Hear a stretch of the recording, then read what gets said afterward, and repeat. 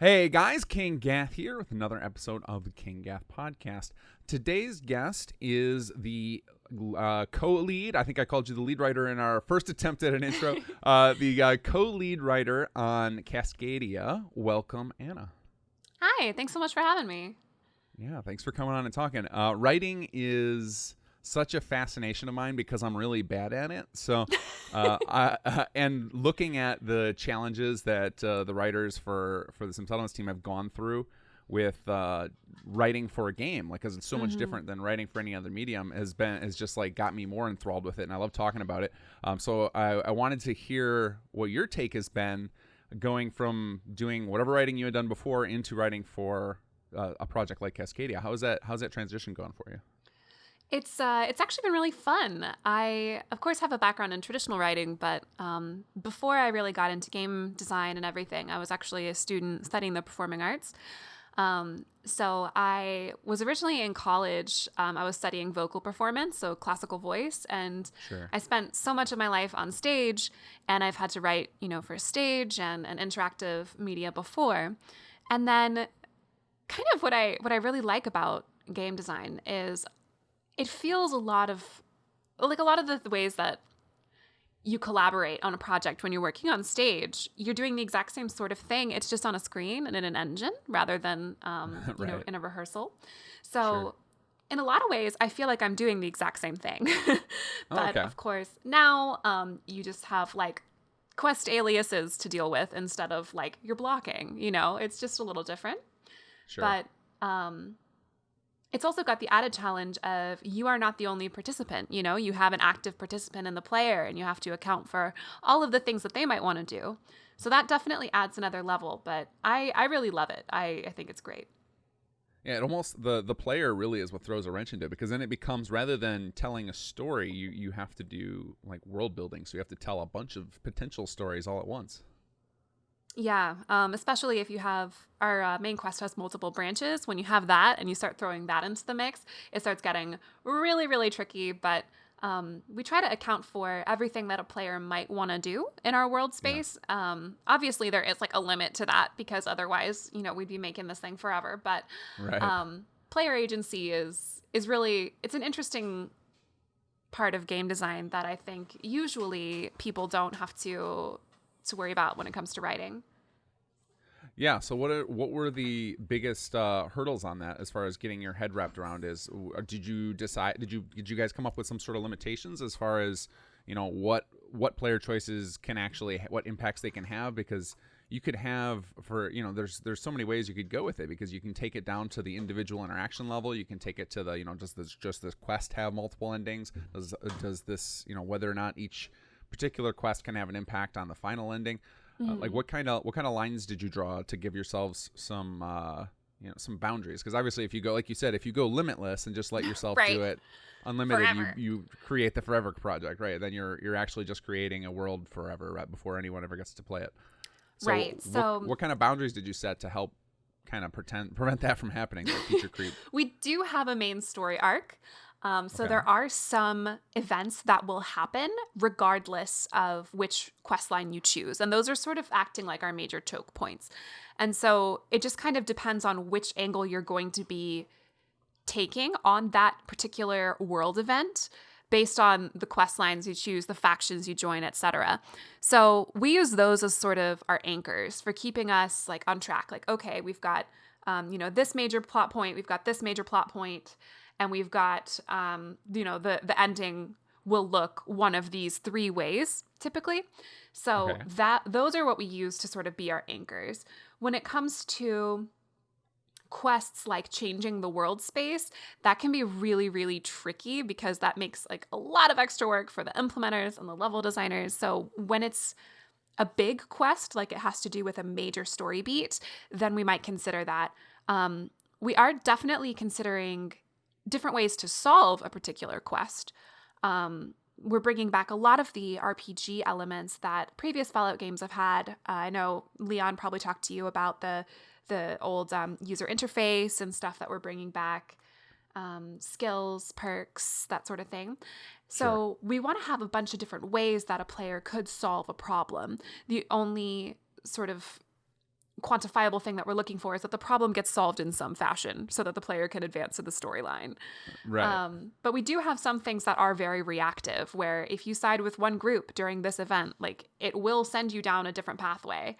Obviously, we're not talking like Until Dawn levels of like splintering, but we do have some major avenues that a player can choose, and that will definitely change your outcome, which also ups replay value, which is nice.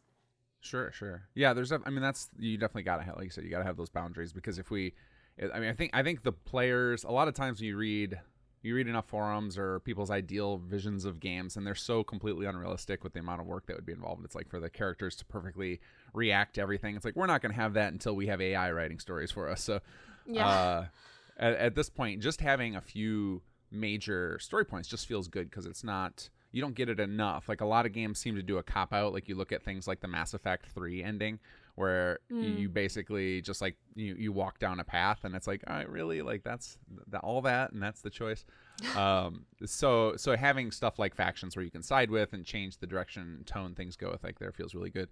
I've always loved to use the Far Harbor as an example of a current and a great way to offer some good player choice. And it's actually similar to because like the vanilla game actually offers you a pretty major choice, but I think a lot of people were disappointed by the vanilla game because you're effectively just blowing like a bunch of people have to die no matter what. Like there was no neutral ending. There was no, there weren't anything interesting about the particular ways you're taking out the factions. It was always just everyone must die. Are you gonna fall into a similar trap just by nature of these games, or have you guys talked about that as well and thought about different ways to approach that? And I know you don't want to give away your ending or anything, but I'm just curious, like if that conversation came up, because I know that there's a lot of people who are disappointed with the Fallout 4 ending, and I've been trying to piece together why that is, because it is a lot of choice, really, when you think about it. You get to choose who dies at faction level. Yeah, it is. It is tricky. I think often when we're looking at like a large game, I even think about the ending of Fallout 3, where you kind of have to make a big like choice of like who's gonna die, basically. Right. With our story, we did look at that sort of thing on how we wanted to end it, and we did want the ending to be satisfying and indicative of the player choices that they made. So for our ending, it starts the same. Our act 1 is the same, and it splinters into 3. And then from those 3 quest lines, you actually have multiple endings based on, who might survive or what actions that the drifter may take. So we do have a couple of endings per quest line, but that doesn't also end the story. Like you aren't gonna, like, the game isn't necessarily going to just like end, I suppose. Right. There's some, like, sometimes there's epilogue content, etc. So for that, we did want it to be choice based, but we wanted the choices to not necessarily feel like railroading, where the player just gets kind of shuffled along, which can be frustrating, like, as a player, to have that agency like given to you, but like not really, I guess. Right. Yeah, it's not satisfying. It doesn't feel like you're you're not actively a participant in the story. So we definitely wanted to consider that a lot in the endings, with regard to our main plot. It's hard to talk about a lot of the stuff, like, I know. I was just gonna say that we have to talk in the abstract, because we don't want to give away your story, especially the ending. Like that's always the payoff for having played through it all. So, but yeah, I was just curious what your thoughts are on that, because it's difficult to tell what's going to be a satisfying ending. I'm sure even these big AAA companies who put out these endings for these franchise games, and then people are all disappointed. I'm sure they didn't anticipate it. They wouldn't have built it all if they, they didn't intentionally give out a soft ending. So it's just, I assume that there's a lot of conversations especially in mod projects where we don't have these budgets or corporate restraints, like kind of pushing us in certain directions, so we can kind of try and explore the ideas maybe we feel games are lacking. So in that regard, if we speaking abstractly, like, are there things that you as a team felt were lacking in maybe the core Fallout game that you want to address as far as writing goes and player choice? It's kind of tricky because I think there's kind of this idea that like modders, we are making content to like repair what the actual devs have done, and I think that's a big misconception, honestly. Sure. Because for me, I when I think about like the Fallout games and what they've made, I think it's really important for us to keep in mind that when you're working in a big project, you know, everything is about compromise. You know, no developer wants to make a game that's like not successful, you know? And Right. and we really respect, you know, Bethesda, what they do, what they make, and the previous franchise holders before then as well. I don't think we would do what we do if we weren't like very respectful of what they make. And so for me, like what I wanted to do is I want to create a Fallout that touches on a lot of the core themes that Fallout initially had. But it's not to slight anyone, I suppose is what I'm saying. Like Sure. Sure. I love the idea of exploring the sort of ethical issues within the world space and the sort of touchy faction politics of everyone trying to get along and make sense of this new world. That's what I really love. And I love the core RPG elements that Fallout had used in the past. And we're bringing those back a lot as well, because that allows for a lot more player agency.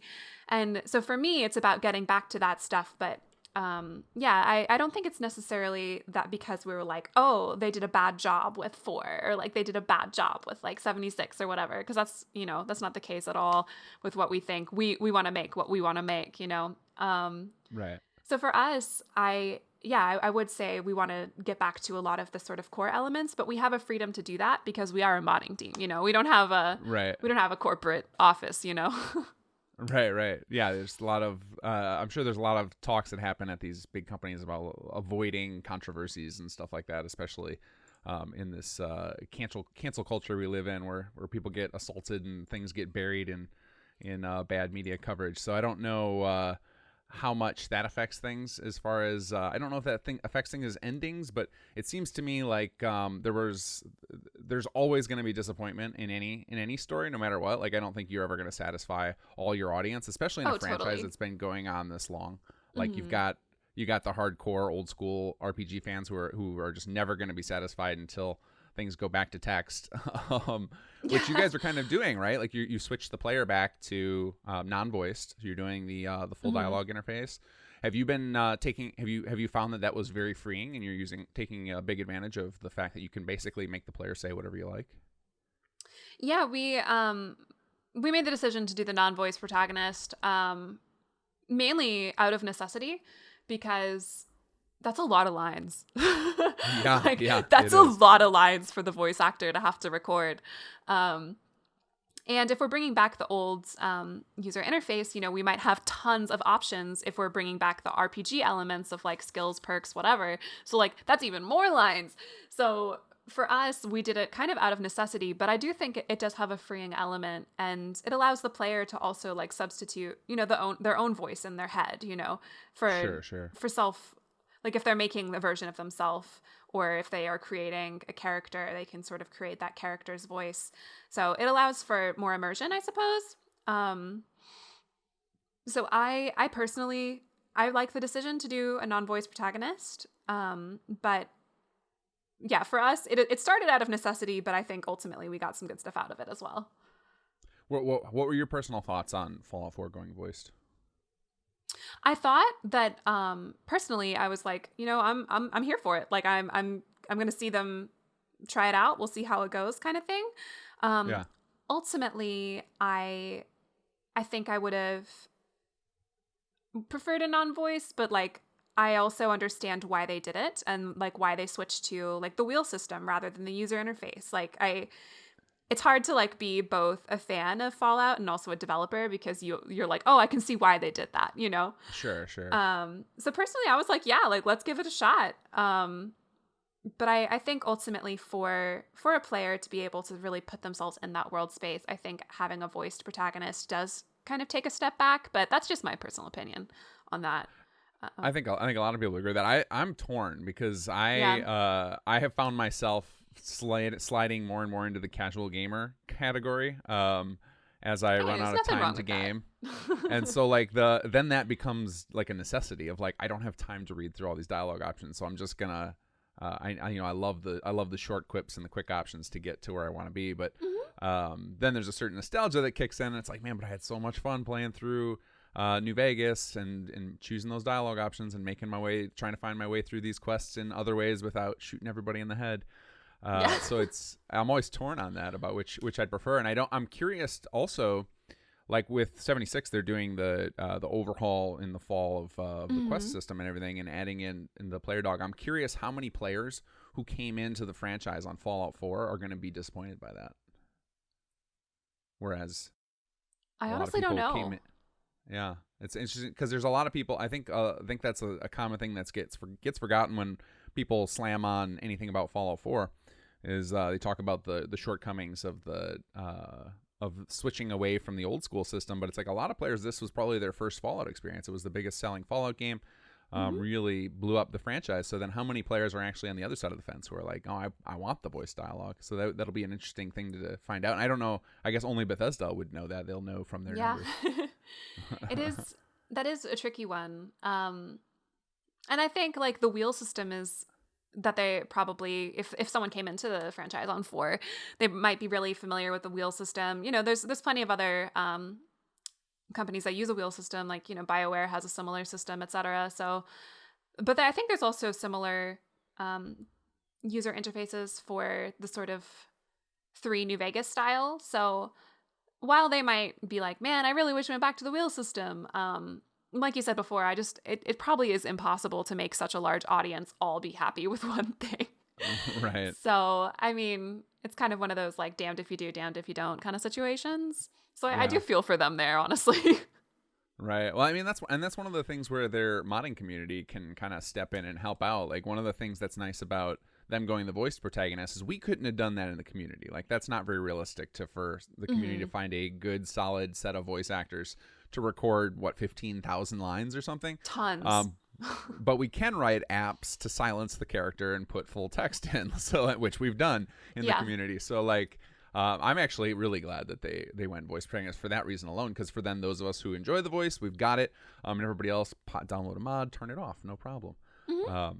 So like it's one of the strengths Bethesda has going in is that they have such a strong modding community to change and kind of tweak the game to get it to the point where individual players want it, which I think is perfect for these open world games where we're kind of like incentivized to just dump thousands of hours into them to try and explore everything. So on that note, how are you handling the balance of your time as a writing team between the main quest content and side quest content to flesh out and fill up the world? Because you're doing a whole new world space, and I think that one of the things that we all love most about any Bethesda game is just kind of exploring and looking for new things and trying to find some of that stuff that makes the world feel alive. Yeah, so what we're doing is we focused first, of course, on the main quest and figuring out what our world space is going to look like in terms of history, because we are honestly working on completely new territory in terms of the Fallout canon. So we did have to like feel like, okay, wait, and scour some like Fallout wiki information, etc., just to make sure that our world space sort of fits seamlessly into the canon. And so we started there, and then we did main quest. And now that our main quest is really just, we're sort of polishing it up and making sure that it's good to go. We have individuals that we refer to them as the side quest crew. Okay.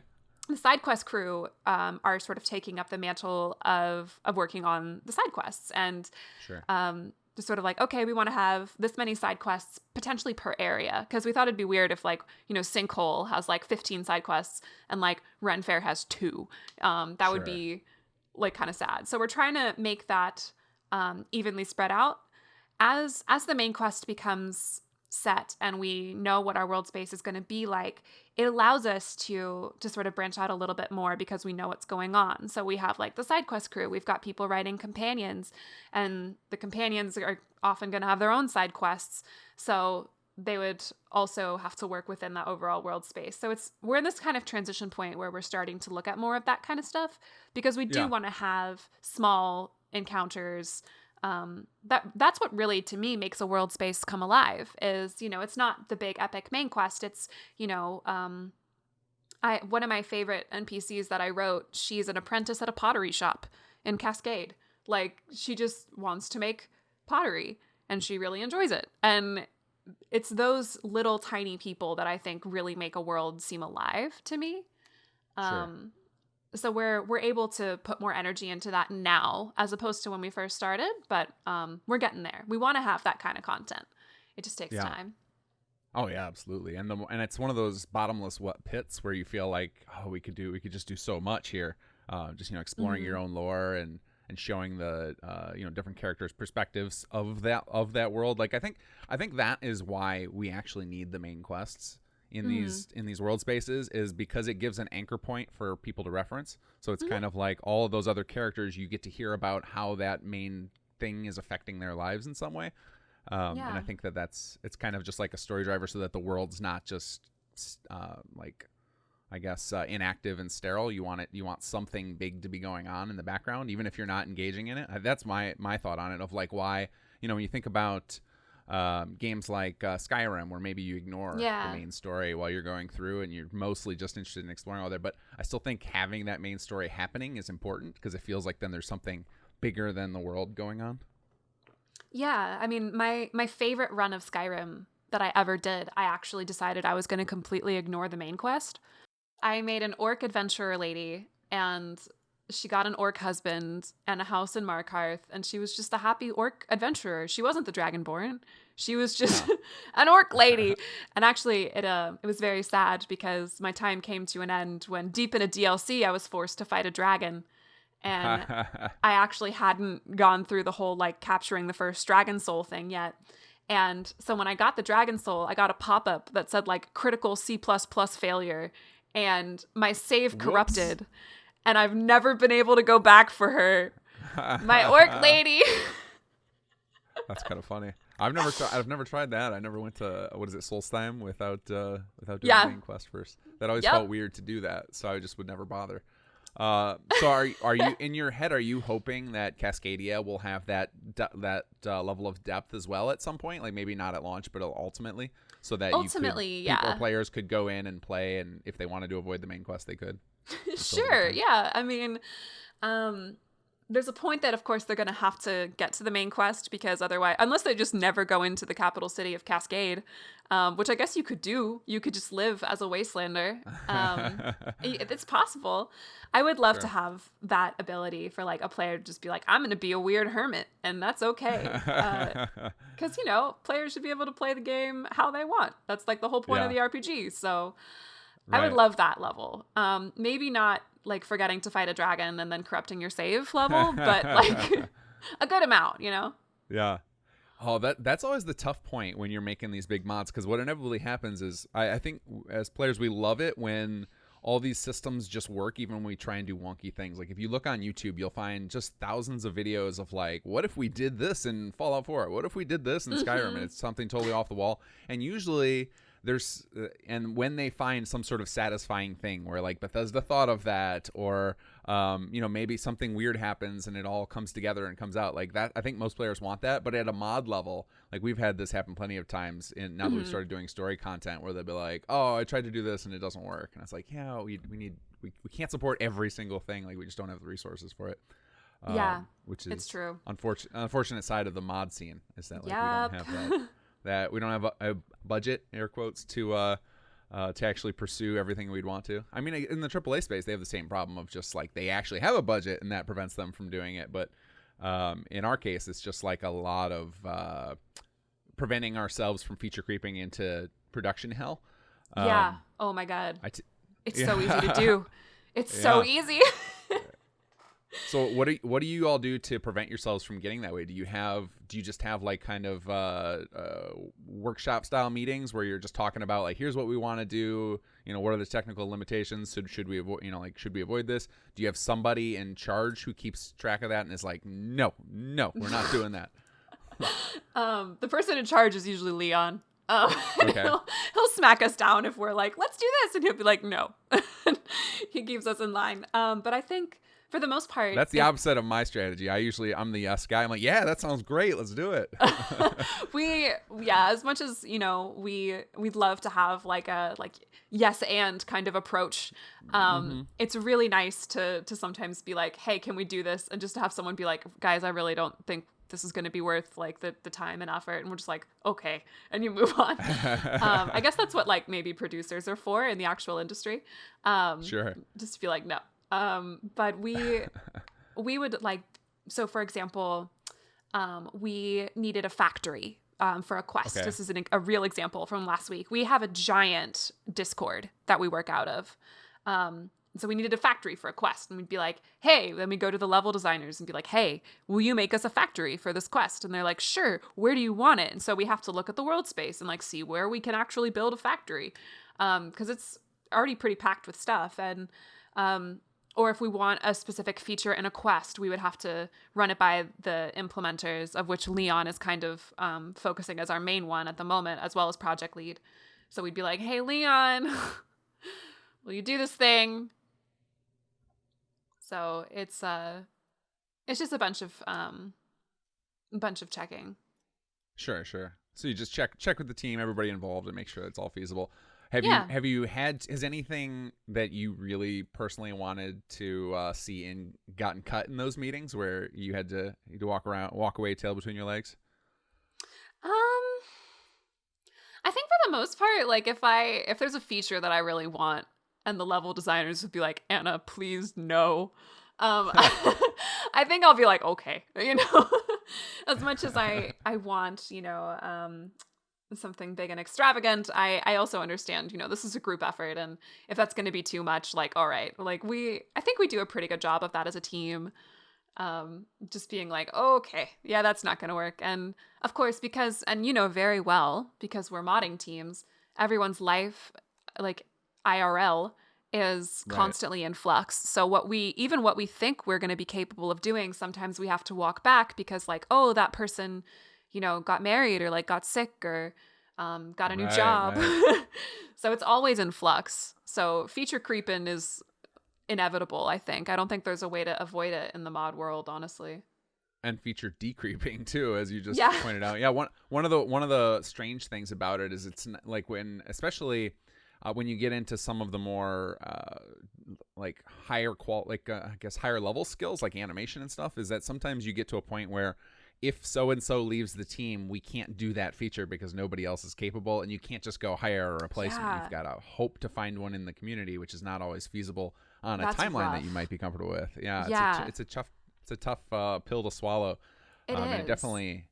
And on a project like what you're all doing, it's even more. I'd imagine it's even more of a problem. So for something like what we do on some settlements, our stuff is more malleable because we don't have a whole world built around it. So like if we lose somebody on the team who's doing something, we can just be like, all right, well, we'll work around that and just release something else.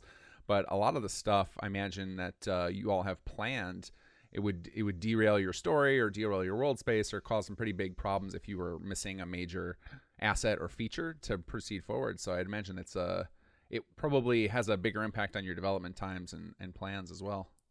It is really tricky, especially just in terms of finding people who are comfortable working with the creation kit, just because it is a proprietary software and can be a difficult mistress at times. And so, you're trying to work with it and learn it. And so trying to find people who might already have that grasp is often hard, and it's often like the same pool of people. So like even if it's like we all kind of know each other. Like we have people on our team who also work from Miami and also are associated with their own mods that they might make on the side, and it's an interesting little community. I refer to it as like it's like the Wild West of game design. You've got your typical saloons where like people hang out. You might even have like a couple outlaws or two. And so we all kind of, people might switch saloons or like sometimes be at that saloon. But it's, you never know who's going to show up, and you never know, there might be new folks. It might just be the same old folks, and, you make friends. It's an interesting little ecosystem, I think.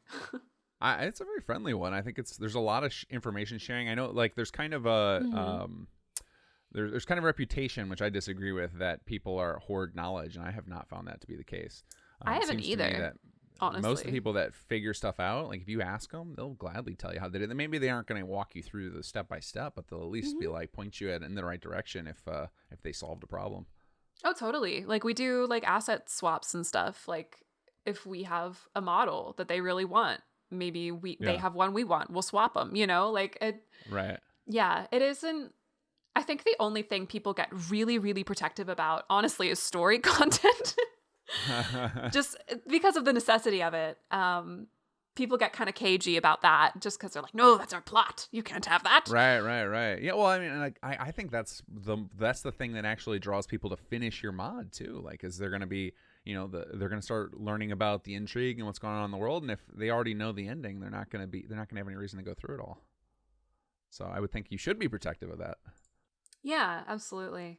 We were trying to give away just enough to get people interested. Like we introduced a lot of our major NPCs, and we're like, hey, we've got companions. The only one we've announced is a fox, It's our version of dog meat. It's a red fox. Oh, cool. I think with a mod like Cascadia, where you're a whole world space and you're doing something unique, I don't think you need to give any story details whatsoever. I think you've got the hook already. Like, I think just Fallout in Seattle, that's enough. Like, to draw people in. We've given like tiny little teasers towards stuff, but that's really about it. We mostly just have talked about factions and characters because the plot really does unfold really naturally, which I am honestly, that's one of the things I'm the most proud of. Is it's just kind of a really natural opening. It doesn't feel like I don't know. It feels really integrated with the world space itself, which is really nice, I think. And Sure. So are you breaking free of the Todd Howard paradigm that every Fallout game has to start in a vault? Ours does not. Interesting. All right. Well, I don't know why they have chosen that as their hill to die on. I don't know why that's a thing, but I've heard him say that, and it seems like that's so limiting. I think there's a lot you could do. I actually of the vaults as well. I have no idea if I'm allowed to say that ours does not start in a vault. Huh. Okay, we'll skip past this. So maybe it does start in a vault, maybe it doesn't. Who knows? Leon's gonna like come like bursting through my window, like, don't say that. No, it's fine. Yeah. Okay. We'll move on from that. I promised you I wouldn't make you talk about too much story stuff because I don't want to give away that. I think the story is. I think there's a good reason to be protective of it. I think that's the fun stuff that you're exploring while you're going through there. But just at a higher level, talking about the story stuff is really what I wanted to get into. So, speaking of like how these things start and everything. What are your thoughts on how you give the player the introduction in a way to establish them as part of the world when they could be anything in their head? Like, was that a challenge for you, or is that something you've done in the past in other projects?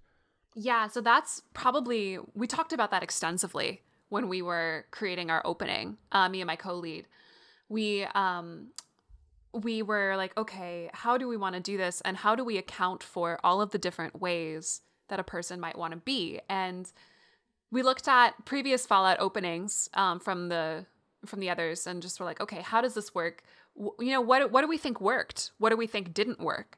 And then by looking at that, we were like, okay, what are some of our favorite games and how do they open? And of course, I am like born and raised on Valve games, right? So I'm all about that invisible tutorial. Love it. That is like gold standard for me. So I was like, if we could have some sort of invisible tutorial, that would be ideal. And so we worked with the idea of letting the character be a blank slate and also an invisible tutorial as sort of the core pillars of how we wanted to have our opening go. And I think we did a really, really good job with that. And I'm so grateful for our level designers and our implementers for helping facilitate that, because we said, hey, this is what we want to do. And they were like, that's, awesome. Like, we'll work with you on that. It is really tricky to try to account for all of the different ways that a person might want to establish themselves in a world. And especially to do an invisible tutorial with that is even harder. So I'm just really grateful that we had their support on that. Yeah. I'm really excited for people to play the opening. I think they're gonna love it. That's awesome. It's one of the hard parts, I think, for listeners of casts like this is we all know how long the development cycle is on these massive projects. So, we're getting everybody hyped, and they're like, "Oh, well, I want to play it now. Just give it to me." But I'm sure it's still got quite a ways to go. From what I talked to Leon, it sounded like the main quest is in a really good spot, but you obviously have a whole world to flesh out. So it could be a minute before you get to share that with the world. I don't think it's as long as people think it is. But yeah, it's definitely, we're so grateful that our players have been very patient with us. Yeah. Well, I think that the timeline, when you look at the other mods of the scope that have been attempted and the few that have been released, you look at the timelines on those, and I think that's what most people set their expectations at. Yeah. So if any of these projects are managed to beat those timelines, which usually tend to be like 5 to 7 years, you beat that timeline, and you're going to blow people's minds just because we know what it takes to pull these off. It's a big deal. You're effectively you're doing the same thing, that like New Obsidian did with New Vegas. Like, you're taking an existing engine and assets and then building in a whole new world and stuff in it, and that takes a professional development team multiple years working full time on it, and you've just got a scrappy load of volunteers. So I think everybody's pretty patient with it. Yeah, and I mean, hey, like us scrappy folks, all game devs were once scrappy folks, We're all starting somewhere. Right. So yeah, I'm really proud of the work that our team has done. I totally love all the folks on the writing team, and the rest of the team supports us as well. It's been a challenge. It really has. It's made me a better developer, a better storyteller overall. But I really hope that when it does come out, that all of our fan base and our players will really get to experience that and just see everything that we've put so much time into. Sure. So now, there's an interesting part with the Bethesda games and with like Fallout and just any of these deep open world RPGs.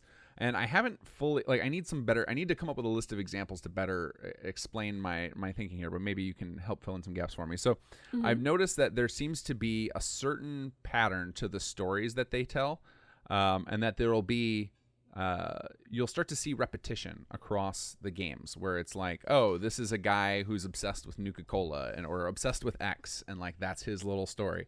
Or like, you've got maybe some sort of like little revenge story between lovers or whatever, like where there's only so many different combinations of little side quest stories that you can tell, and that they end up hitting all of them in each of their games. And I need to go through like Skyrim and then Fallout and show specific examples. But it seems to me like that's got to become a challenge as writers when you're thinking about this, like, hey, we want to do all these side quests or all these main story beats, but we don't want it to look like we're just copying quest X from this other game. Have you run into that a lot where you were writing up this idea and you're like, and then somebody's like, hey, that sounds exactly like this quest?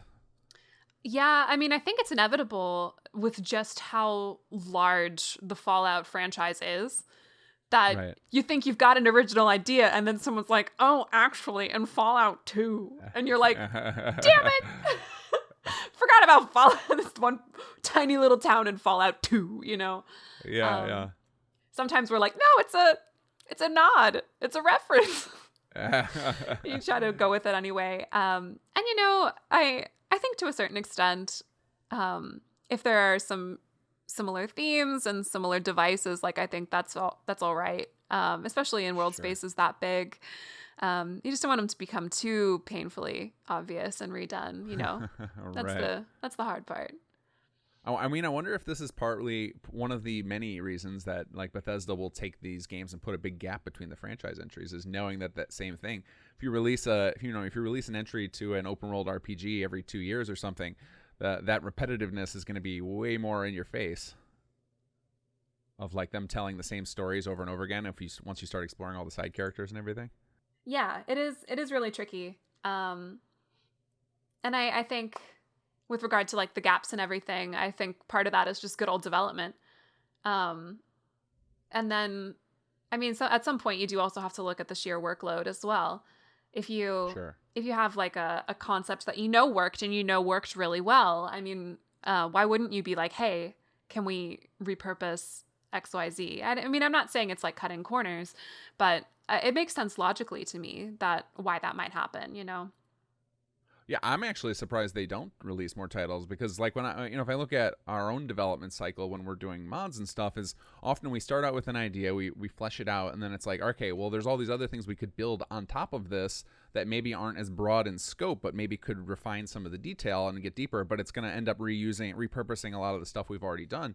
And like, I got to imagine that they would like to do the same thing, and I think that's kind of what they do with the DLC. You know, you look at something like Far Harbor or Nuka World. They didn't have to reinvent the wheel for it. It's still built on the same mechanics. And I think that I think we would, like, after Fallout 3 to New Vegas, I think we would all accept it if they had done that like 2 years later. And they kind of did with 76, but I think if 2 years later they release a whole new story, I don't think anybody's going to be too upset about it when you're talking about the depth these RPGs are and how much entertainment they give us. Yeah, I think the sort of confounding variable there is often just the development cycle. They don't want to put out like too much all close together. You can spread that out because, yeah, at some point you got to start looking at like crunch and like worker quality of life, etc. Sure. So like for me, I think it's totally fine for stuff to come down the road like a lot later if I know that the employees aren't like being crunched forever. That's not healthy. Yeah. But yeah, I think people were genuinely surprised by the release of 76 being like an entirely new Fallout game. But I mean, I would love to see more story focused content just because that's like my area, you know? But I know a lot of people who genuinely love 76. So like I don't really have any like thing bad to say about it, I guess. Personally. I think that was one of those games inevitably that was going to be for a niche audience, and I think it found it. I think there's a lot of people, and it's kind of funny because there was so much animosity against the game. I've noticed that people who are way into 76 are kind of almost closeted about it, like they don't want to talk about it in open channels because they don't want to be they don't have to defend it. They just want to enjoy it, which I get that. I wouldn't want to have to defend something I loved all the time if we're under attack, but. Yeah, I'm on your team there with I would prefer more story focused content. So like I'll definitely pop in and poke my head at that Wastelanders update that they've got planned and see if it delivers on that. I think that'd be really cool. And yeah, I think that a lot of the animosity for 76 was like very, very strong personally. I was like, wow, okay. These are developers living their life. And I know everyone's got a different opinion on that particular subject, but I think they were just kind of the straw that broke the camel's back on like people are so sick of all these AAA companies using early access models but selling us full price titles and then like not, you know what I mean, like they like if it had actually gone through proper early access maybe they'd have got a pass because of the bug state, so then all of the other issues just got slammed on top of it, so it was just they were just the last I guess perpetrator of a crime we've all witnessed over and over again, and people just got sick of it.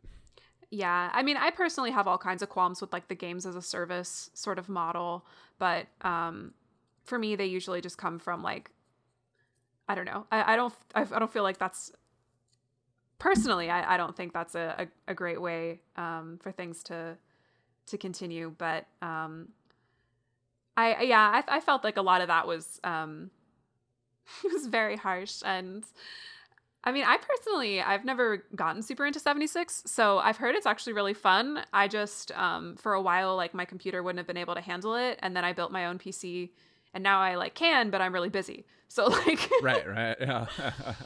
Yeah, that's the other odd thing about those types of games is that they tend to be massive time sinks, and that the only way the real joy comes from is doing random activities with other people. So if you're just into the story RPG style, I just don't think it's for you, which is that's the other side of this where I think a lot of the animosity came from, is that it wasn't designed for most Fallout fans, for what most Fallout fans would have expected from a Fallout game. So I think there was like a little feeling of betrayal maybe, I don't know, but I don't know. there's a yeah that's I mean that's a whole there's you could have hours of conversation about that, but I do feel bad for all the people who love it, who like feel like they have to constantly defend the game now. That sucks for them and Bethesda, because like they obviously like you know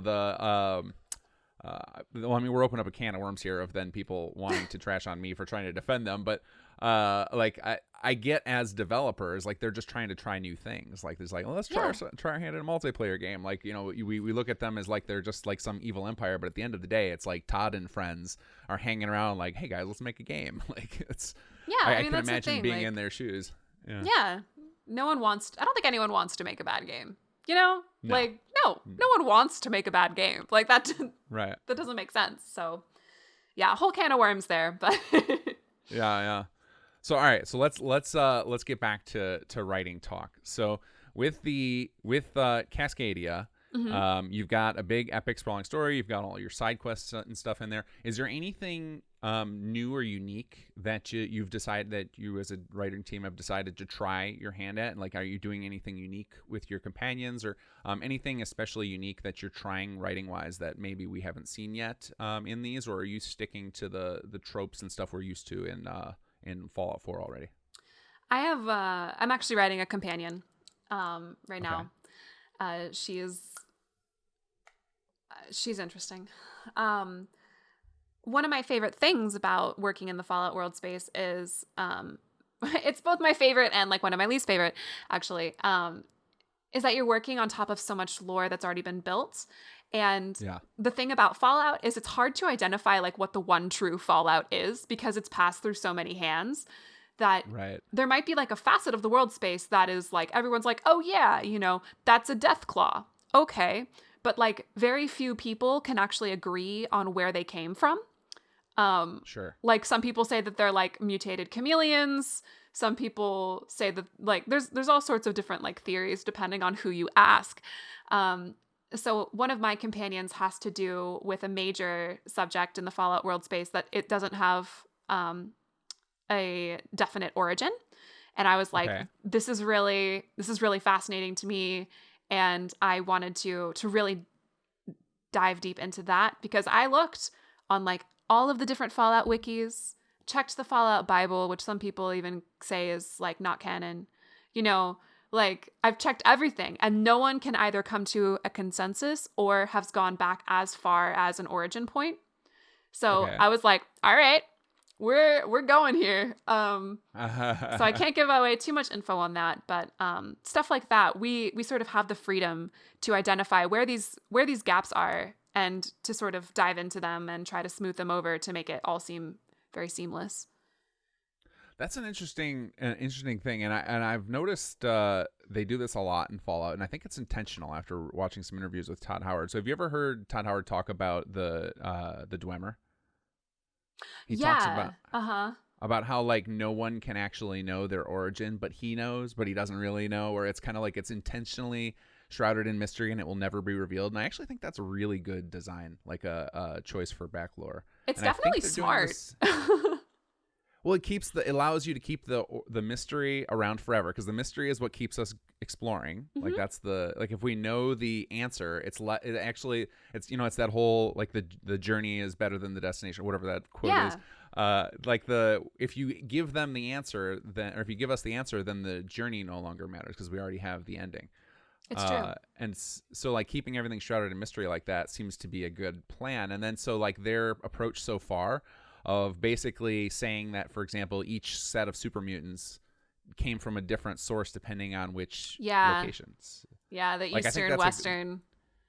Or like even the Fallout, like the ones in the Commonwealth supposedly came from the Institute. The ones from, the Capital Wasteland came from, I don't remember what. And then like, so each of them has their own origin point.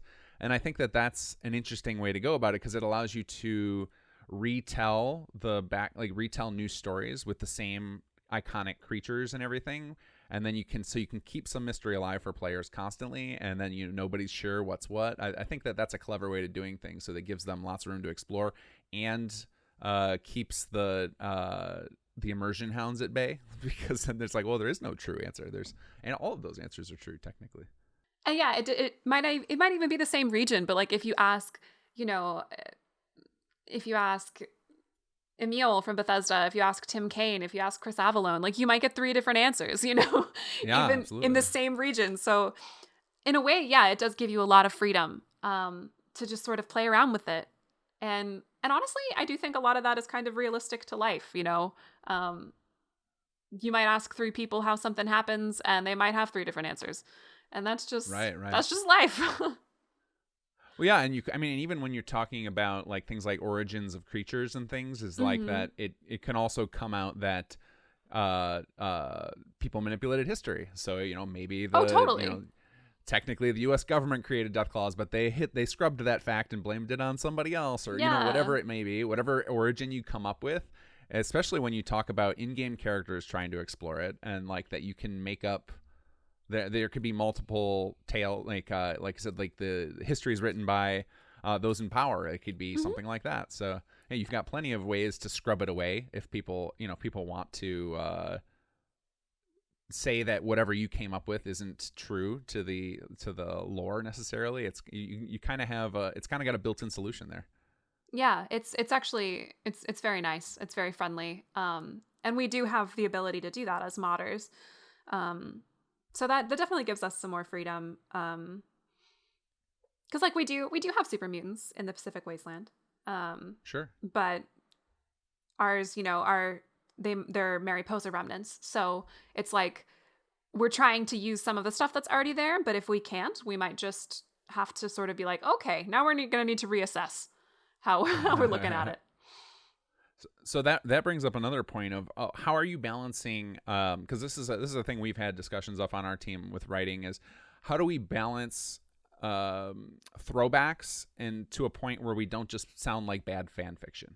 Where you don't want to tie in, like if you start tying in every character from the past, then it's going to start to seem ridiculous. But at the same time, if you don't have some references, then you just feel completely isolated and you don't feel like part of the world. So hmm like what have you done to try and maintain that balance? Do you have some hard rules? Do you guys just play it by ear? Is it a matter of you start thinking about the whole picture, somebody suggests a character tie-in and they're like, all right, we already have a tie-in to this. How do you handle all that?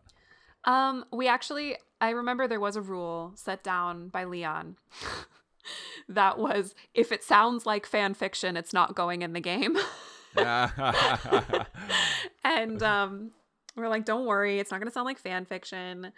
Um, for the most part, we try to actually keep. We have like larger world space things that might be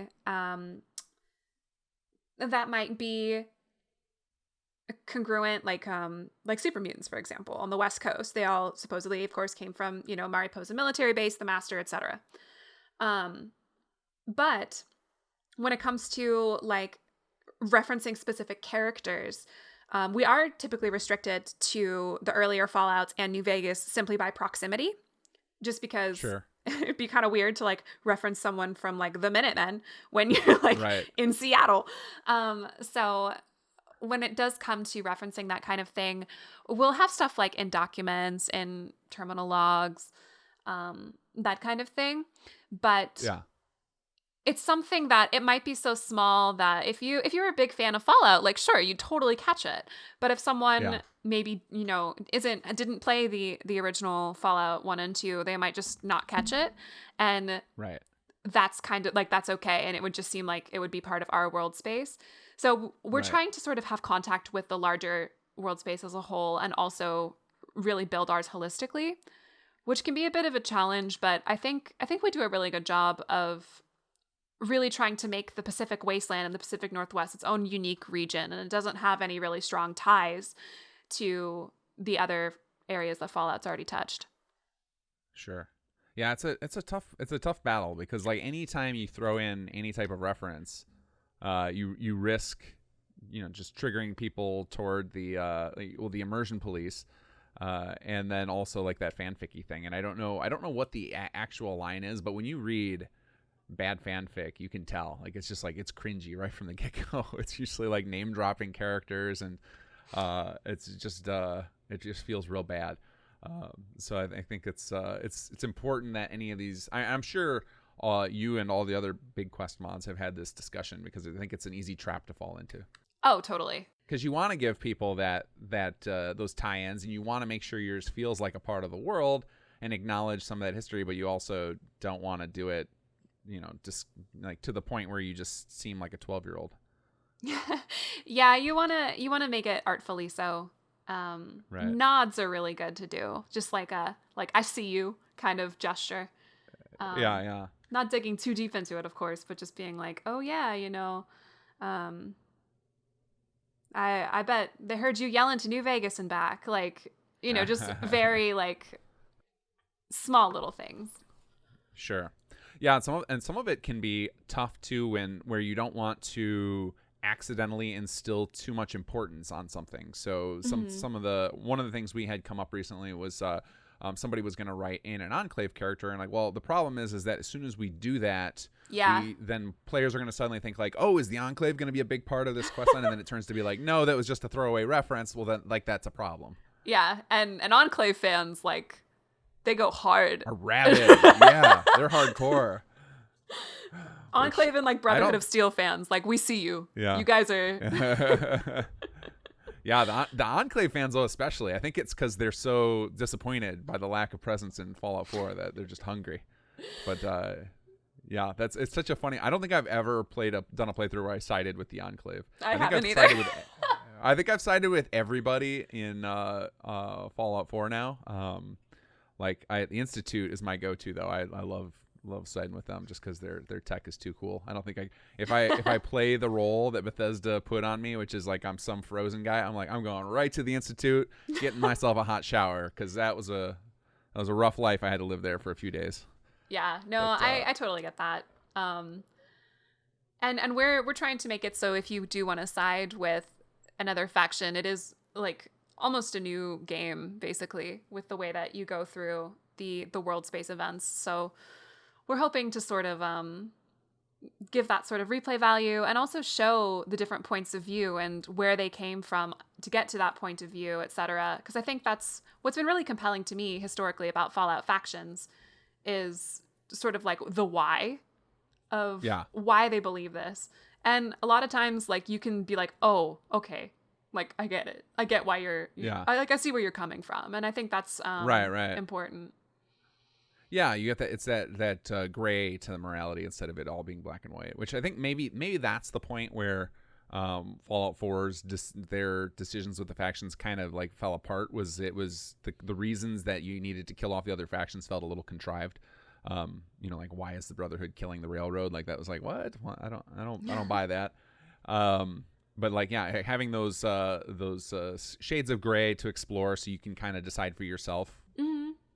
Who should be in power or which one to go with. We're trying really hard to make it so our two primary factions of the ROC and the Red Leafs, they are honestly pretty even in terms of their characterization, and we know people will want to side with one or one will side with the other. Neither of them are necessarily good or bad because they each have very good and very bad things about them.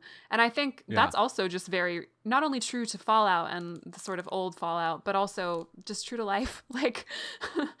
Everyone's got bad stuff, Right. Nobody. I mean, except maybe Hitler. There's not a lot of truly evil people. Most of the people who've got to the point where they are through justification of on their own terms. It's not a lot of people who are just one day you know what, I'm gonna just be an evil bastard today. I don't think. That's no one wakes up and is I'm going to be an antagonist.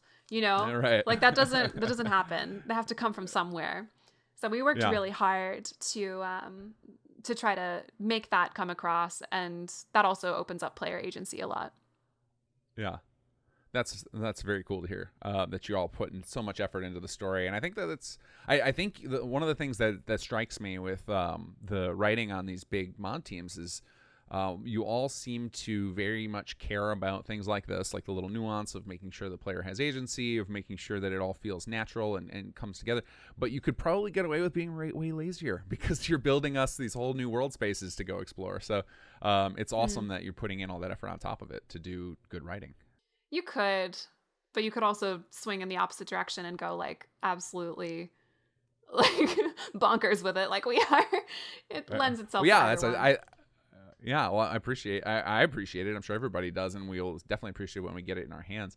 But just getting the opportunity to not just play through a new world space, but also have an engaging story to play through is very exciting. Yeah, we think so too. It'll kind of fill that massive void we're going to have, because it's probably going to be another 6 or 7 years before we see another proper Fallout title. Yeah, the development cycles do tend to be pretty long, but it's just we wanted to make something that we would want to see, what we would want to play, and so we really hope that it lives up to that. Yeah, I hope so as well. Now, do you feel so there's been a few of the mods. So Fallout Miami is the biggest one that I can think of, where they're opting to go with the kind of Tale of Two Wastelands approach, where you get to take your Commonwealth character and live their life in another world space as well. Now, I know your team has decided against that for a variety of reasons. Is that something that you would have liked to see, like personally? Is that a thing that you enjoy in RPGs, the idea of like having your character be able to explore all these different worlds, or do you enjoy inhabiting a new character each time with each new world? I like to make a new character every time. Yeah. I don't usually play as myself. I'll play as like a character because I'm a writer. I'm gonna make a little character. Sure. So I make a new character for each of the sort of Fallout world spaces, and even if I do a different playthrough, I will make a new character. Yeah. Sure. Just like, okay, well, this time I'm going for a stealth build, or like, okay, this time I'm going for like a fighter build, or energy weapons, whatever. Just to vary it up. So for me, I think having a completely new protagonist of the Drifter would serve my playstyle really well. I know there are people who really enjoy the fact that there's going to be continuity with Miami, or the whole Tale of Two Wastelands thing. I know people who really enjoy that. For me and my personal playstyle, I usually like starting from scratch. So for us, of course, a lot of it did have to do with proximity, because Seattle's very far from most of the other Fallout worlds. Right. For me and my personal play style, I'd prefer a new protagonist, but I can definitely see where people would be coming from on the other end. Yeah, I'm uncertain how I feel about it, because I do like the idea of having a protagonist that's native to that area. I also think that there's something to be said about the way that the content is going to be designed, is that you're going to be designing the quests and everything based on like a low level character, and how the player is going to grow and become more experienced, and that will kind of be reflected back to them in the narrative of like how people, the characters will view your character of being, a force to be reckoned with, or some scrub nobody's heard of. Like that ends up playing a role. And if you have a character who's like rolling in, on a vertibird from the other side of the country, and he's all decked out in power armor and stuff, then a lot of that story content can fall flat. Yeah. So like that to me seems like it would have been an issue with Tale of Two Wastelands, is you come rolling in after finishing Fallout 3 to New Vegas. And I mean, I guess you have the fact that, you were shot as the courier, and that kind of takes care of itself, but still you're coming in with a lot of experience in like the character side, obviously, but I mean, you as the player, having gone through it all, but I think that there's a benefit to that. Yeah, it's true. I'm sorry, go ahead. I think with our inciting incident, it works that you are a new person. But of course, I can't go too much into that. Right. Yeah, we can't get into that.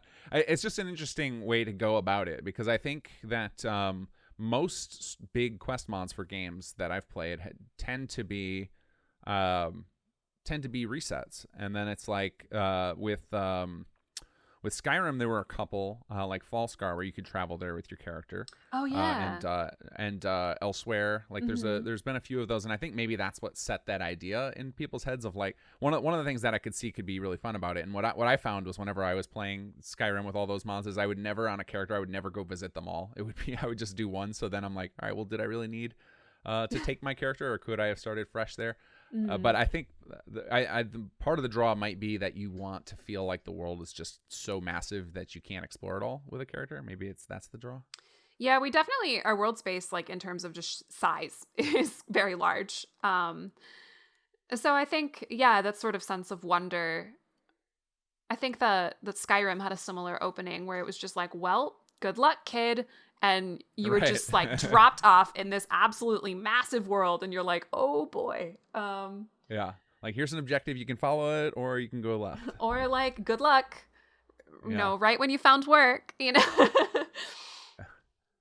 So do you feel like your opening is going to have a similar feel of you're given some sort of introduction and then you're kind of set loose to explore Cascadia? yeah, that's sort of what we're going for. That just like you have all of the options open to you kind of thing sort of ties into Sure. our core pillar that we want the player to be able to play whatever sort of character they want, I guess. Right. So that kind of thematically joins with that. And also in terms of pure design, you know, you've got a closed opening and then you drop them in the actual world space. In terms of like programming, that also just is very neat and easy to do. Right. So a lot of the story stuff, I think sometimes people think that like story either is paramount or that it comes last, but in truth we have to work side by side with the implementers and the programmers and the level designers, and we often do have to compromise and be like, okay, how is this going to work, you know? Yeah. That's a big misconception about game writing, I think. Oh, absolutely. And I think a lot of it comes down to sometimes stuff sounds good on paper, and then when you get it into the game, it's like, okay, well, we didn't think about these particular things, or fact that, you know, like, how is this going to impact the player's ability to make a decision? Or like, okay, well, if the player's going to look at that and be like, all right, well, I have a grenade, I can just handle it with that. And like, a lot of that stuff doesn't come to life until you start developing, and it's true. You put yourselves in the feet of the character, and it's like, oh, this doesn't feel right at all. Yeah. Or you create an avenue for a quest and then it accidentally turns into a loop and like the game soft locks and you're like, dang it. And all sorts of stuff can go on. Yeah. Yeah, game writing it's like twirling 4 plates in the air at any given time. It's an adventure. It's definitely an adventure. Like I said, from the performing arts, I feel in a lot of ways that I am doing the exact same thing. It's just on a screen now. So I've heard this said a lot whenever I've watched interviews with game developers, that they say a lot of time, like the best parts of the game will reveal themselves over time. Do you feel like that's the same thing with the story? Is that the story kind of works itself out as you start tightening down things and start putting it in the game? Do you feel like it kind of reveals itself where it needs to go? With us, like it did naturally kind of unfold.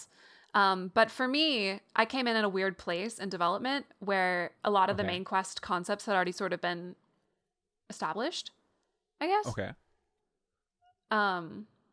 So mostly you're fleshing out stuff, adding in side characters, and maybe making the tweaks after the fact that come up in those instances we talked about with where the gameplay is like, oh, that didn't play as nicely as we thought it would.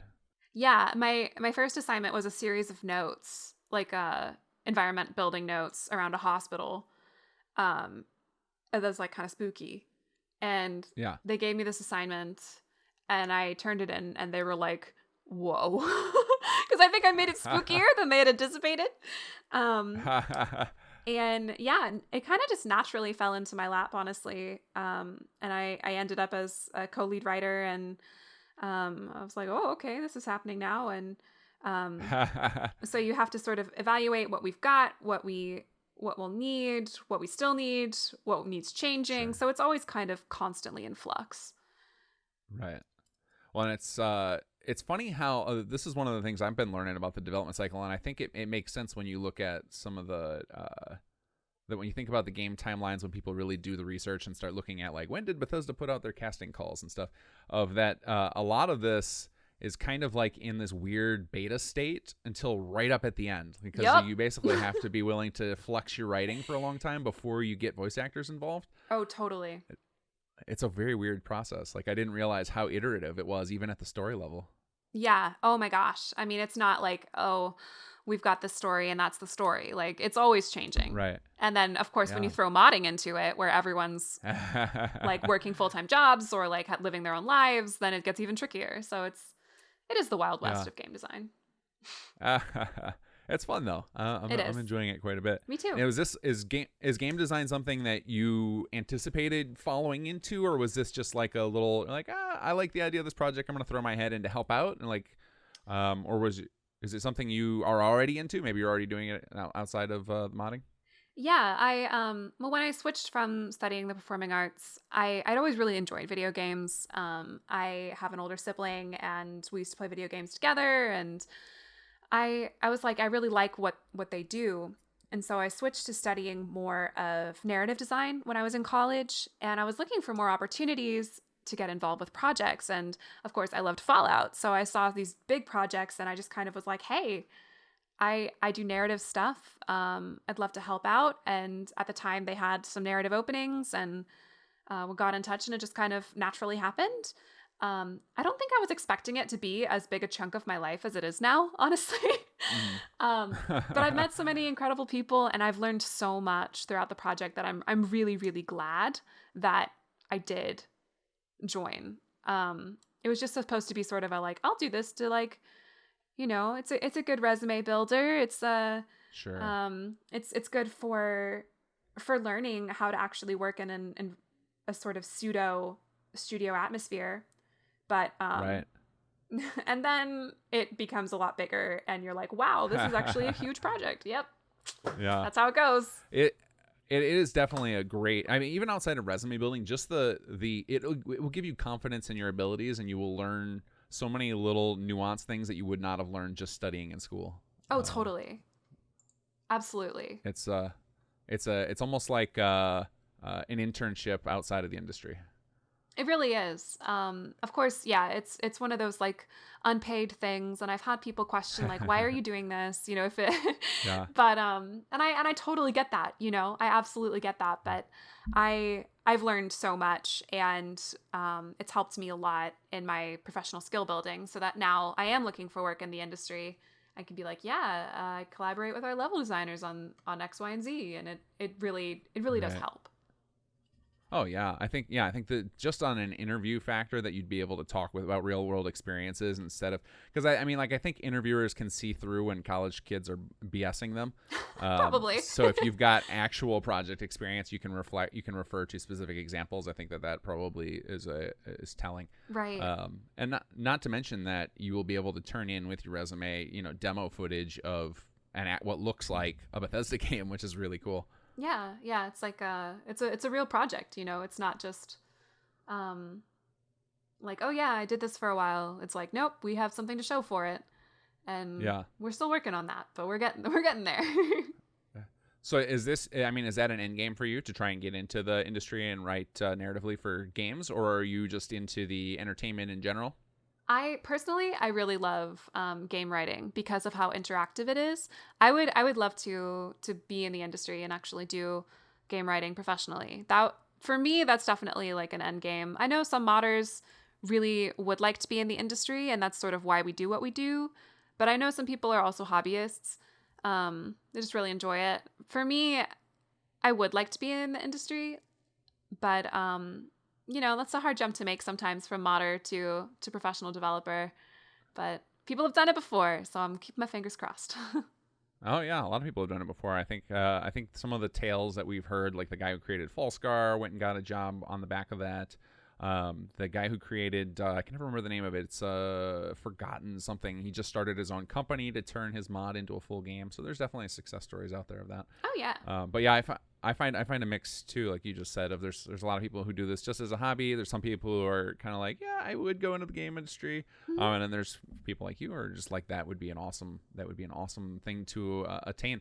Yeah. I think this is definitely a good path. I think anything people are doing to like expand their experience within a hobby like that, or within a hobby that is basically the amateur version of the profession, I think that's never gonna hurt. Yeah, no, never. I mean, and you're always learning I think some of the most important skills in game design are actually like, how do you work in a team? Like, Right. people think like, oh, your most important skills are you got to be able to program, you got to be able to like do all of this, but like, no, like, how do you work in a team environment? How do you problem solve? Yeah. Like, that's the kind of stuff that you can't learn without actually participating in a project. Sure. So that's invaluable. I mean, without a doubt. Oh, absolutely. Yeah, because like the you hear the stories of some of these indie games of just like two guys in their basement having a breakout hit with something like Super Meat Boy or Celeste. Oh yeah. And like those are not the norm. Like the No. average person who's getting into the games industry is going to be one of many people on a giant team, and you got to be able to work in that group environment. And it's definitely a challenge. Like especially in fields that you would think would be pretty solo activities. Like writing to me would seem on the surface like it would be, you envision writers, you think about people sitting in a coffee shop with a laptop, but on game writing, that's just not feasible. You're not going to have somebody writing. I mean, even in movies now anymore, there's multiple writers on them, but with a game especially, there's so much stuff that needs to be written, so much dialogue, just like thousands and thousands of lines, all the little side quests, and then not to mention you have to be willing to take input from programmers and levels designers about what's possible. Like it's a huge team effort. It is. It really is. I mean, it's. I think it's a lot more than people. I think it's a lot more effort than people think. That you just have to be constantly willing to compromise, and you constantly have to be willing to communicate. Without that, without compromise and communication, no video games would happen. I think it's kind of a magic miracle that video games happen at all. But without those, it really wouldn't happen. Some of the games that get put out by the AAA studios blow my mind that they're able to pull them off. I remember the first time I played the Assassin's Creed sequel, where they did a full rebuild of Florence, and it was just this is insane. The detail is unbelievable. The gameplay was so fluid, everything just clicked. It was this is amazing. I don't know how they're playing. And then you hear about how many people they have involved, and it's I can't fathom managing a team at that scale. Just nuts. 400 people working on a project like that. Oh yeah, the internal management is a huge part of it. It really is. That's if you've got a good managerial outlook, if you've got a good culture, that's what's gonna get your game made. And I think how is that going on the writing side of Cascadia? Do you feel is that something that was new to you? Because that, as a co-lead, I would imagine that kind of falls in your lap. Of a lot of the other writers are going to be under your watch, as it were. Yeah, it's kind of tricky. I do my best to be approachable and just be hey, if you've got stuff going on IRL. And if you're not going to hit the deadline of what you think you're going to make, just talk to me. Just let me know. I try to be as approachable as possible while still getting things done, I think is sort of how I like to go about it. I joke, when I was younger, I worked as a camp counselor. So I joke that I'm kind of I'm not your boss, right? I'm your camp counselor. So I use my, my camp counselor skills to wrangle. But we do regular writers meetings. We do table reads of our quest sheets to make sure that everything sounds natural and it sounds good and has a good enough composition that a voice actor would be able to replicate and get the meaning across that you want. And then also just that logically that it works. Because sometimes if you're staring at a document for ages, you might glance over something that a fresh set of eyes would be oh yeah, this doesn't work.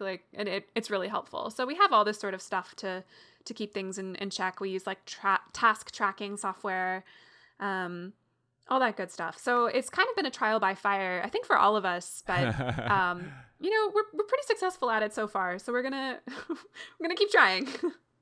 Yeah, I would say personally that has been one of the biggest benefits of me getting involved in projects of this size is just learning team management and team dynamics. Is such a different environment than work, because there are no sticks. No one can be fired. I guess you can be kicked off the team, and then there are minimal carrots because we don't have money to put into the project. So it's a very interesting thing of you have to focus entirely on the motivation and the deadlines and things as your drivers.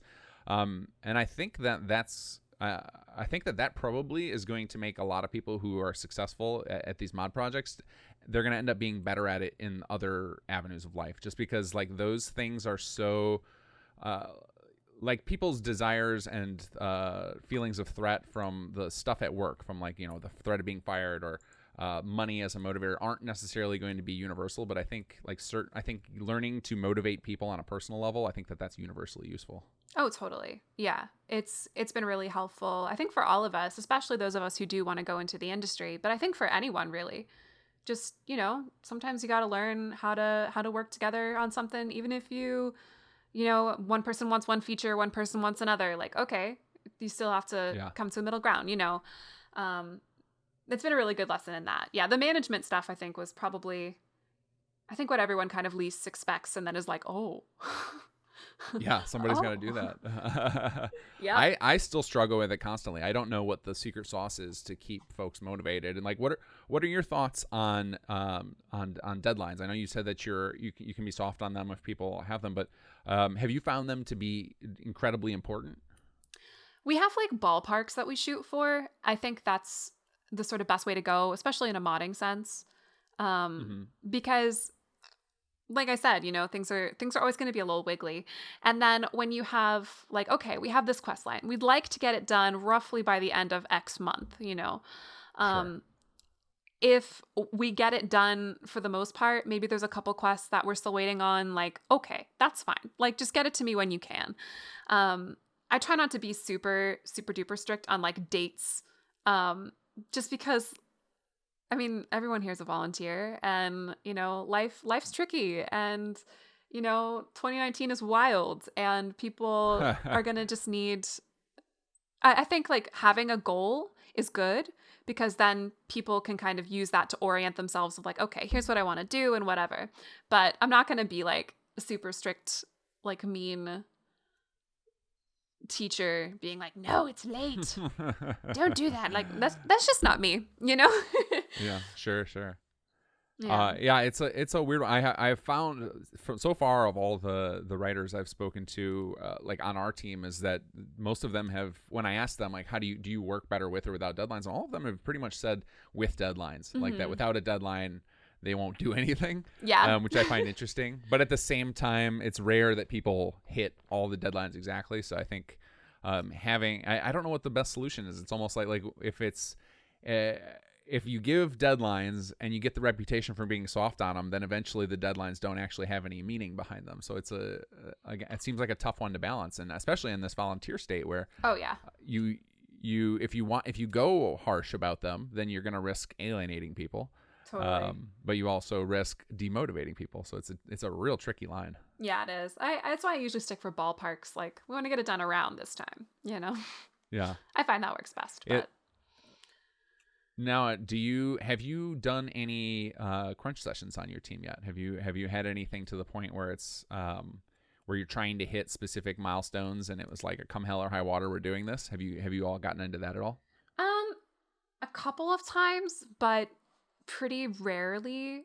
One time it was we wanted to get like a playable demo ready to show to a our current project lead at the time was going to go do an interview, so we had to like get certain things done. That was really rough, but it wasn't super long. If at all possible, we like to try to avoid crunching just because like this is a volunteer team, people have lives, like and crunch is not healthy even like in the industry when people are getting paid to do this, like crunch is just like it's bad, I think so. We haven't really had that much of it. I like to keep it that way. If at all possible, just because I mean I think sometimes it's gonna happen, but I don't think it should be at all the norm.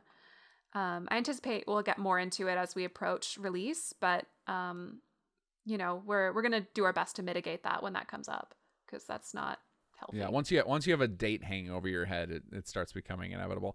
I'm personally one of those masochists who like I love crunch, and so like I am inspired and I'm way more focused under crunch, but I know that that's not the norm, so try to avoid it. But I do tend to find that as soon as you announce a date, it kind of lights a fire up under everybody's butt to get moving. So yeah, but like you said, too much crunch is no good for anybody.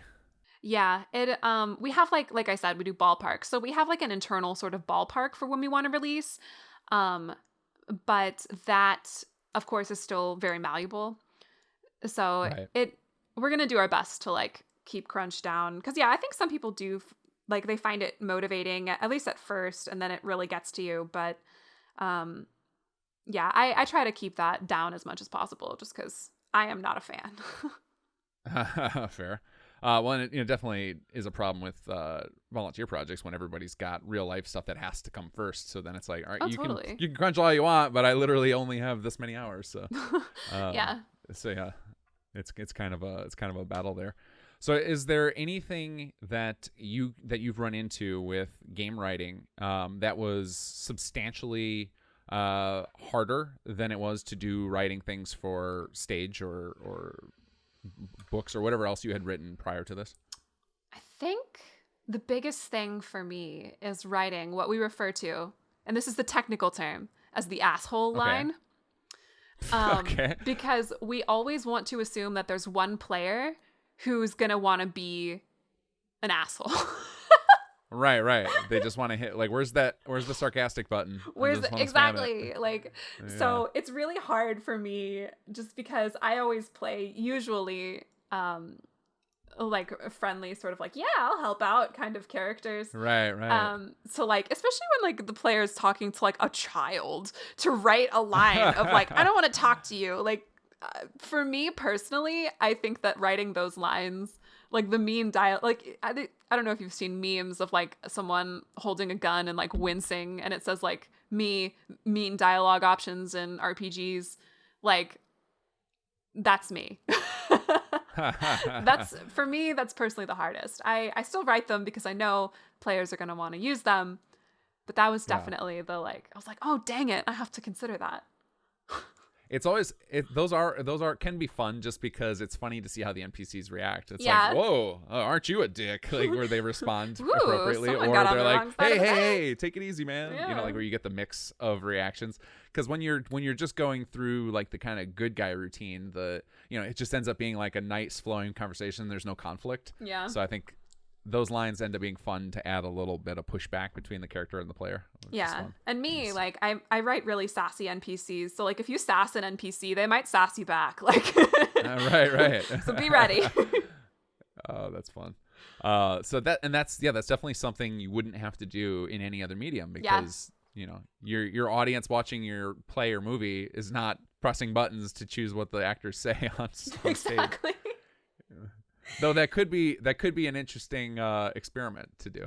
Totally. Let the audience vote their way through a play. Oh boy. Yeah, that would be wild.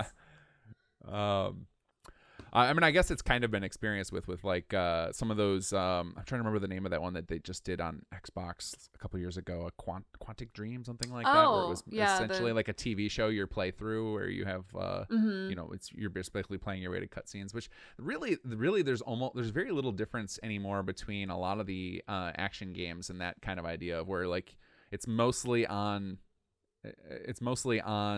rails, and then you're just kind of playing your way to the cutscenes. The big difference between the RPG stuff is that you get to have a little impact on the cutscenes, because the dialogue scenes basically are replace the cutscenes in action games.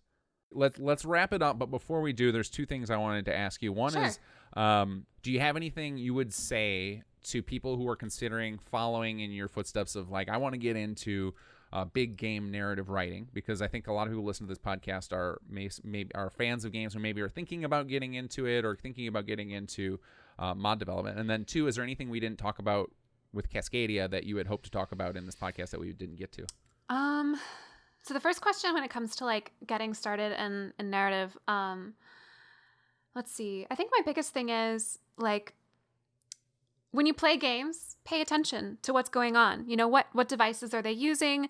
Start sort of picking them apart almost academically and creating your own sort of lexicon of, okay, this is what they're doing. You know, sort of study them. And then when it comes to actually making stuff, like I think it really comes down to just don't be afraid to actually make stuff. I think so many writers, especially, we're just so scared of putting ourselves out there.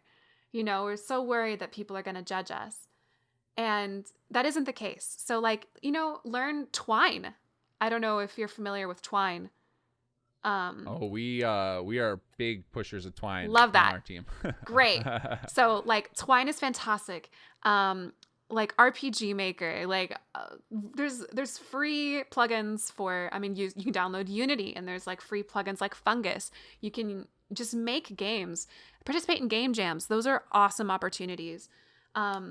Just because a lot of times like it comes down to trying and failing, and that's okay. And it's like, it's okay to fail, but just try and talk to other people who do narrative.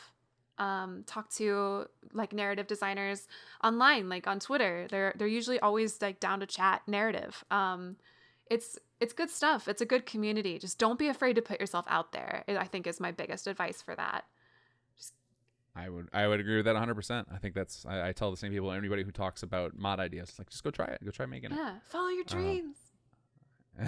Don't let your dreams be like, dreams. Well, and like I think all learning comes from failure. So just as a life thing, like if you don't like, failing or learning is failing. Like you're learning what not to do, and you're trying things out. So it's true. So that's awesome advice. So then on the second one, is there anything you came in with that maybe you wanted to talk about with Cascadia we didn't get to? We could try and squeeze in a few minutes before the internet connection dies again. I know. Honestly, no. We do have our own series of writers podcasts that I can sort really? of plug. Yeah, they're on our SoundCloud. We have them. I can send you a link if you want to put them in like the description box. Yeah, absolutely. I'll put that in the description. Yeah, we talk more in depth about our story, about our factions, main characters, etc. So if people are interested in our world space, you can listen to those. It's me and my co-lead Roberto talking about all things Cascadia, and so that would probably be my biggest plug if you guys are interested. Like, check that out.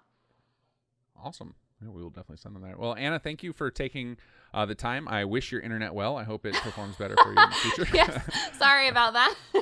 That's all right. And we are all looking very, very forward to Cascadia. I hope that because you're not the first person on the team who has told me like, oh, the date's closer than you think. Where it's true. You all are getting my hopes up that I'm going to get to play it soon. So cannot wait.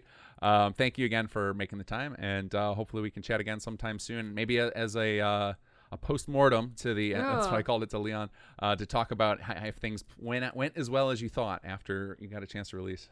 All right. Well, thank you so much for having me on. I really enjoyed chatting with you today, and I hope everyone is looking forward to good old Fallout Cascadia. Follow us on social media, etc. And plug. Yeah, I'll put all the links below. All right, cool. Thanks for taking the time. Thank you.